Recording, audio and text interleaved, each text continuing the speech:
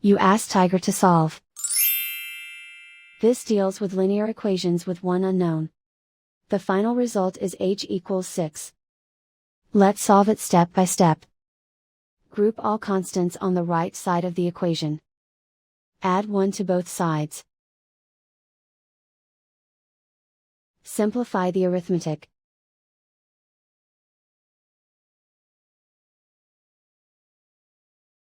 Isolate the h. Multiply both sides by 2. Group like terms.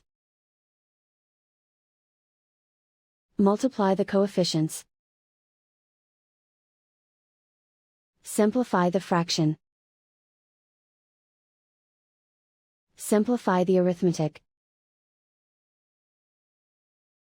And so the final result is h equals 6.